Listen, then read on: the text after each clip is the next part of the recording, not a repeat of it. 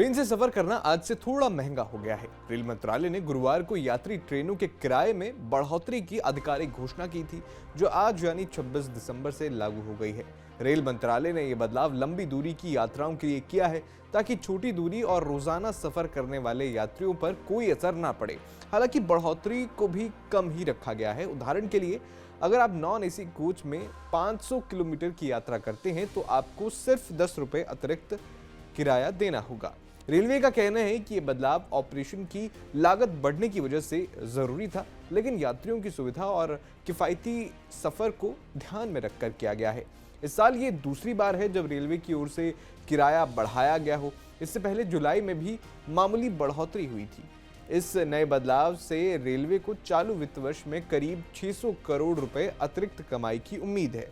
तो किन यात्राओं पर कितनी बढ़ोतरी हुई है, आइए सबसे पहले वो जान लेते हैं। लोकल ट्रेनें और मासिक जो सीजन टिकट होता है, उनमें कोई बढ़ोतरी नहीं है। रोजाना आने जाने वालों को पूरी तरह राहत दी गई है। अब आते हैं साधारण श्रेणी यानी ऑर्डिनरी सेकंड क्लास पर। 215 किलोमीटर तक की यात्रा पर पुराना किराया ही लगेगा। 215 किलोमीटर से ज्यादा दूरी पर प्रति किलोमीटर 1 पैसा अतिरिक्त लगेगा, यानी 216 से 750 किलोमीटर तक 5 रुपए ज्यादा। इसी तरह 10 रुपए, 15 रुपए और 20 रुपए ज्यादा किलोमीटर के हिसाब से किराया देना होगा।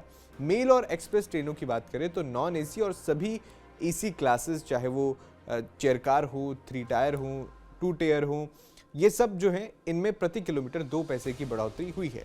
ये बढ़ोतरी राजधानी, शताब्दी, दुरंतो, वंदे भारत जैसी प्रीमियम ट्रेनों पर भी लागू की गई हैं।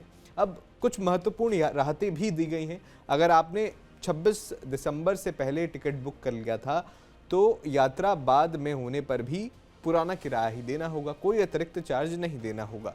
रिजर्वेशन फीस, सुपरफास्ट चार्ज या जीएसटी में कोई बदलाव नहीं है। स्टेशनों पर किराया चार्ट भी आज से नए रेट्स के अनुसार अपडेट हो गए हैं। रेल मंत्रालय ने साफ कहा है कि रेलवे सुरक्षित, भरोसेमंद और सस्ती यात्रा देने के लिए प्रतिबद्ध है। ये बदलाव सिर्फ लंबी दूरी के लिए है, ताकि आम यात्री पर बोझ ना पड़े। इस फैसले पर आपका क्या कहना है, हमें कमेंट बॉक्स में जरूर बताएं।